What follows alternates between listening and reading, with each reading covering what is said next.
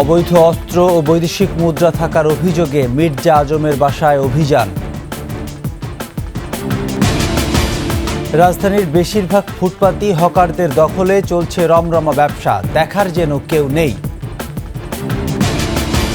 নরসিংদীর পলাশে অবাধে চলছে অবৈধ ব্যাটারি কারখানা, ধ্বংস হচ্ছে জীববৈচিত্র্য, কৃষি জমি।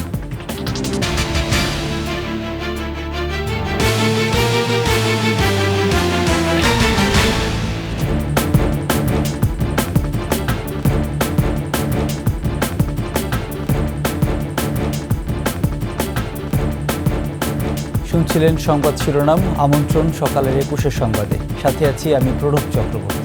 দর্শক, ২১ টেলিভিশনের সংবাদ একই সাথে সরাসরি দেখতে পাবেন আমাদের ফেসবুক পেজ www.facebook.com/2124 অনলাইনে। এছাড়া সাবস্ক্রাইব করতে পারেন www.youtube.com/21ETV চ্যানেলে। এছাড়া সংবাদে আরও থাকছে। মানিকগঞ্জে দিন দিন কমে যাচ্ছে হাজারি গুড়ের উৎপাদন, নকল বিক্রির অভিযোগ ক্রেতাদের।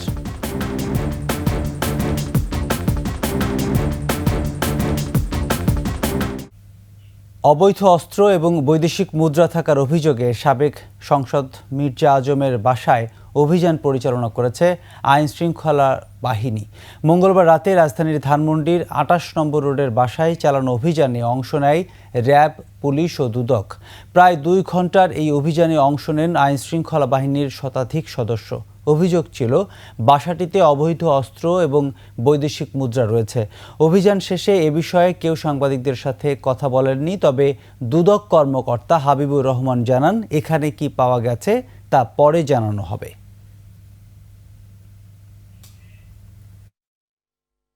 আমরা কি পেয়েছি না পেয়েছি এটা পরবর্তীতে আমরা আমাদেরকে বলছে, ওনাদেরকে হেল্প করতে, আমরা এই জন্য আসছি। কি হেল্প করতে সার্চের বিষয়।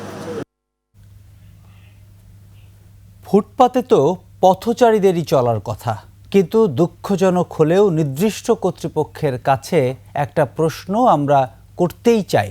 রাজধানীর ফুটপাতগুলো কি হকারদের নাকি পথচারীদের? গুলিস্তান, পল্টন, মতিঝিল সহ আশপাশের এলাকার ফুটপাতগুলোতে নেই চলার পথ। পথচারীদের জন্য নির্ধারিত এই পথ হকারদের দখলে, কোথাও আবার পুরো রাস্তা দখল করেই চলছে ব্যবসা।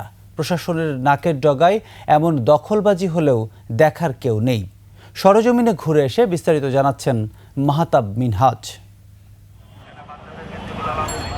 গোলাপশাহ মাজার হয়ে বঙ্গবন্ধু স্কয়ার থেকে বাইতুল মোকাররম এবং কাপ্তান বাজার পর্যন্ত দুই পাশের ফুটপাত পুরোটাই হকারদের দখলে। কোথাও কোথাও মূল সড়কের 1/3 দখলে নিয়েছে তারা। মাত্র 5 মিনিটের পথ লাগছে আধা ঘন্টা। এতে চরম ভোগান্তিতে পড়ছে পথচারীরা। ফুটপাতের জন্য আপনার জ্যাম জট সেই সব কিছুই থাকে। আমাদের যে এখানে 10 মিনিটে যাওয়ার কথা, এখানে আমরা 1 ঘন্টা যাইতে পারি না। মানুষজনের ভিড়, এটা একটা আসলে সমস্যা, সেজন্য এটা অবশ্যই পরিত্রাণ দরকার। গুলিস্তান 0 পয়েন্ট থেকে গোলাপশাহ মাজার যাওয়ার এই সড়কটি প্রায় 80 ফিট চওড়া, কিন্তু এখানকার যারা আছেন হকাররা, তারা এই সড়কটি প্রায় অর্ধেকের বেশি দখল করে নিয়েছেন। বিষয়টিকে অপরাধ হিসেবে মেনে নিলেও রাস্তা ছাড়তে নারাজ হকাররা। আমাদের কাছে তো আমাদের ঠিক, কিন্তু আবার পাবলিকের কাছে পাবলিকের এটা রাস্তা দখল ঠিক হয় না। তো তারপরে তো ভাই কাজ না করলে খামু কি? আমরা ন্যায্যটা বেশি 20-50টা লাভ হয়, ছেলে মেয়ে কোনো মতন ডাল ভাত খাই। পুলিশ মাঝে মাঝে দৌড়ানি দেয়, আবার আসে আবার বসে। একটা ব্যবস্থা করে দেন, একবারে গোছায় গেছে বান্ধা জামুগা। এসব কিছু ঘটছে প্রশাসনের নাকের ডগাতেই। পাশেই টহল পুলিশের পাশাপাশি ট্রাফিক পুলিশ থাকলেও কাউকে কোনো পদক্ষেপ নিতে দেখা যায়নি। উল্টো এই ট্রাফিক সদস্যকে দেখা যায় তাদের কাছ থেকে পণ্য নিয়ে দরাদরি করছেন। পরে 21-এর ক্যামেরা দেখে সটকে পড়েন তিনি। এই পুলিশ সদস্য জানান, তাদের উঠিয়ে দিলে কিছুক্ষণ পর আবারও ফিরে আসেন হকাররা। জানান, হকারদের সঙ্গে এমন চোর পুলিশ খেলা প্রতিনিয়ত চলতেই থাকে এখানে। ফুটপাত উচ্ছেদ সহ রাস্তা মুক্ত করার জন্য আমরা আমাদের কার্যক্রম চালাই, তবে এটা আসলে হয়ে যাবে। প্রতিনিয়ত অপরিকল্পিতভাবে বাড়তে থাকা এই হকারদের দৌরাত্ম্য থেকে মুক্তি চায় নগরবাসী। মাহতাব মিনহাজ, 21 টেলিভিশন, ঢাকা। নরসিংদীর পলাশে অনুমোদনহীন এক ব্যাটারি কারখানা নষ্ট করছে আশপাশের পুরো পরিবেশ। জীববৈচিত্র্য ধ্বংসের পাশাপাশি প্রভাব পড়ছে মানব জীবনে। কৃষি জমি হ্রাস ছাড়াও এলাকাবাসীর গলার কাটা হয়ে দাঁড়িয়েছে অবৈধ এই প্রতিষ্ঠানটি।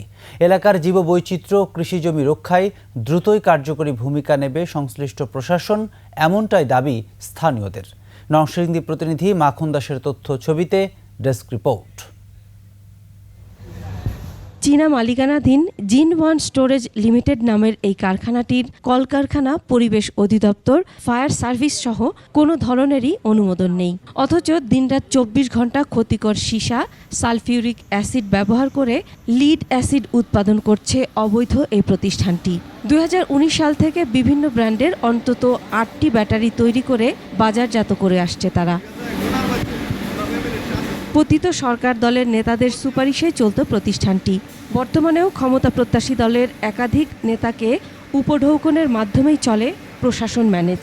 এলাকাবাসী বিভিন্ন সময় বন্ধের দাবি করলে তাদের ওপর আসে হামলা, মামলা সহ নানান হুমকি। 40-45 জন সবাইকে ধরে নিয়ে গিয়া বিভিন্ন টর্চার এগুলা করছে। ওরা কোটিং করে মাটির নিচে যে সীসা, এই অ্যাসিড পানিও দিচ্ছে, এতে এলাকার যত মানুষ আছে সব ক্ষতিগ্রস্ত হচ্ছে।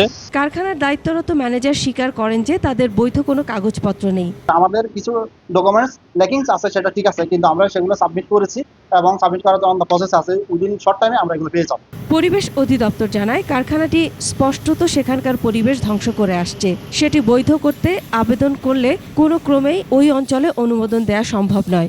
পরিবেশ অধিদপ্তর সদর দপ্তর যে মনিটরিং এন্ড এনফোর্সমেন্ট উইং আছে, সেখান থেকে ইতোমধ্যে ওই কারখানার যে বিদ্যুৎ, গ্যাস, পানি যে সেবা সংযোগ আছে, সেই সেবা সংযোগ বিচ্ছিন্ন করার জন্য আদেশ প্রণয়ন করেছে। জেলা প্রশাসক জানান আদালতের নির্দেশ পর্যবেক্ষণ করে যদি গড়মিল পাওয়া যায় ব্যবস্থা নেওয়া হবে। পরিবেশগত যত ছাড়পত্র তা গ্রহণ করতে হবে এই 6 মাসের মধ্যে।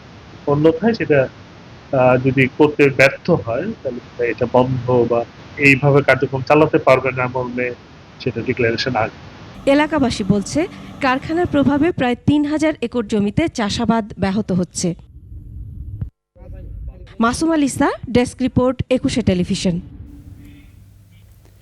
মানিকগঞ্জে ঐতিহ্যের সঙ্গে মিশে আছে হাজারি গুড়ের নাম। স্বাদ আর গন্ধে এই গুড়ের জুড়ি মেলা ভার। তবে নকল গুড়ের ভিড়ে প্রতারিত হচ্ছেন ক্রেতারা।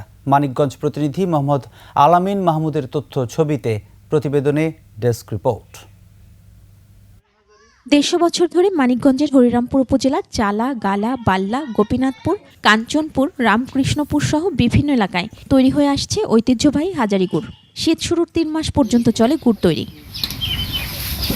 বাড়ির উঠোনে ভোর থেকে গুড় বানানোর কাজে লেগে পড়েন গাছিরা। সহায়তা করেন পরিবারের নারী সদস্যরাও। আমি গাছ কাটি বহুদিন ধরে, এই গাছটাকে হাজার গুড় বানান খুব পরিশ্রম, কষ্ট। পরে গাছি রস নিয়ে আসবো, এই রস জ্বালায় ঢাইলা দিমু, ঢাইলে দিয়ে জ্বালাম কইরা গুড় তৈরি করুম। রস পারি হলে আমরা আজানের সময়, ফজরের আজান দেয় তার আগে আমরা উঠি। এই রসটা বেলা হইলে গুড়টা ভালো হবে। তবে খেজুর গাছ ও গাছি কমে যাওয়ায় গুড়ের উৎপাদন কমে গেছে।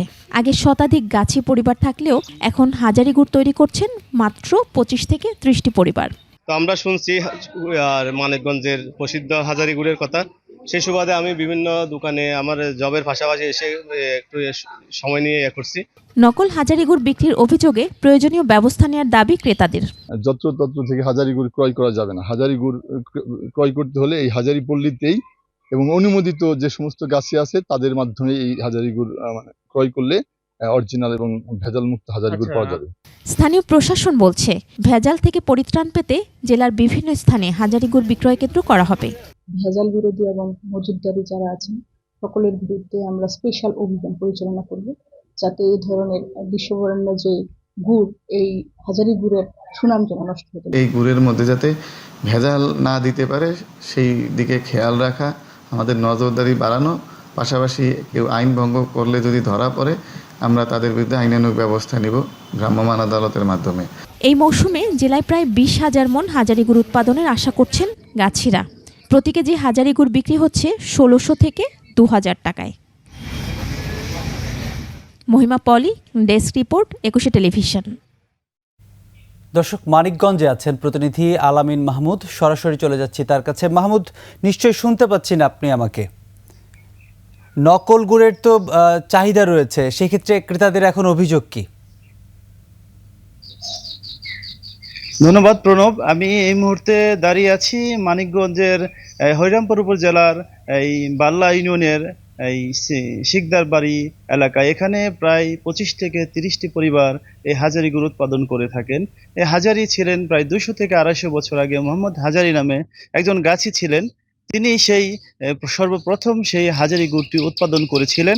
তিনি সেই সময় থেকেই সেই হাজারি গুড়ের মান এবং গুণটি ঠিক রেখেই তিনি কিন্তু সেই হাজারি গুড়টি প্রস্তুত করেছেন।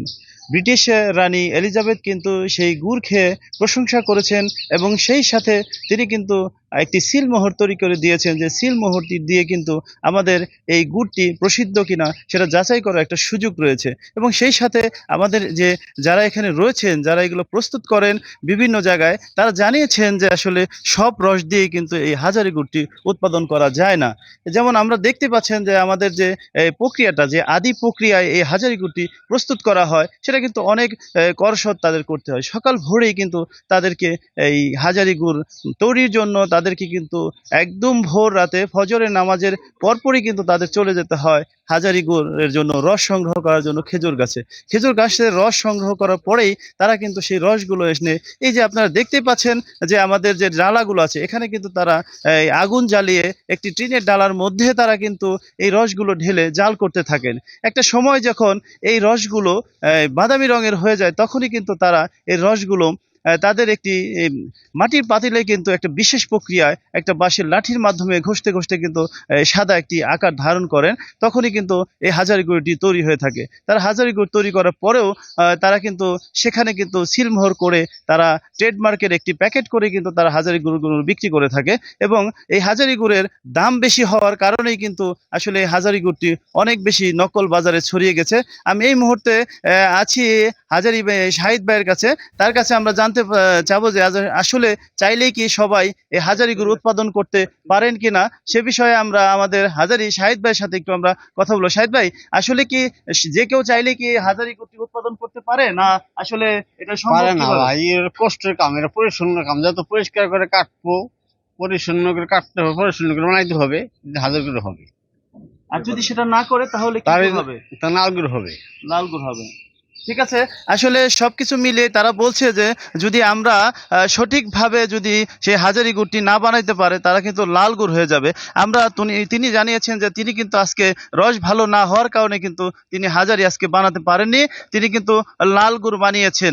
এখন আমরা কিন্তু আসলে আমরা আরেকজনের সাথে আমরা যে কানেক্ট হব, তিনি কিন্তু হাজারি গুড়টি উৎপাদন করছেন। তাকে আমরা জানাবো, তার কাছ থেকে আমরা জানবো যে হাজারি গুড়টি করতে আসলে তাদের কতটুকু কষ্ট এবং কি করতে হয়, এ বিষয়ে একটু বলবেন দয়া করে প্লিজ। হাজারি গুড় বানাইতে অনেক কষ্ট, অনেক পরিশ্রম করে কাটতে হয়, খুব পরিষ্কার করে সব পরিচ্ছন্ন করে সবটা জিনিসই ধোয়া পাল্লা ফুটানো পানি দেয়, সবই ফুটানো পানি দেয়, ময়লা পরিষ্কার করে সব পরিষ্কার।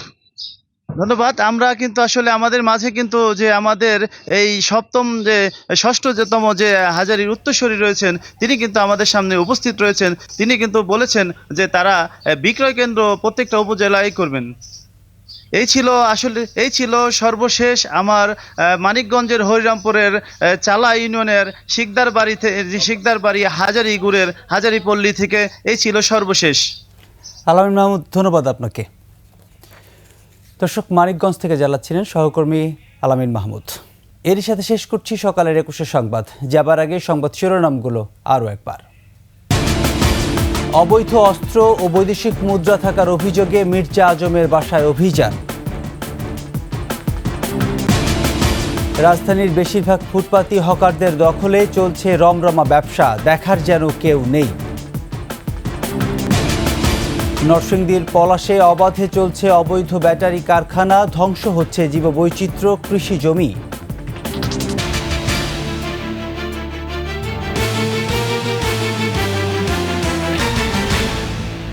দর্শক, সর্বশেষ সংবাদ জানতে ডায়াল করুন 2021 নম্বরের, ভিজিট করুন 21-tv.com ওয়েবসাইটে। ফেসবুকে ভিজিট করতে পারেন www.facebook.com/2124 অনলাইনে। এছাড়া সাবস্ক্রাইব করতে পারেন www.youtube.com/21etv চ্যানেলে। একই সঙ্গে থাকার জন্য ধন্যবাদ আপনাদের সবাইকে। পরবর্তী সংবাদ সকাল 9টায় দেখার আমন্ত্রণ রইল। 21-এর সাথেই থাকুন।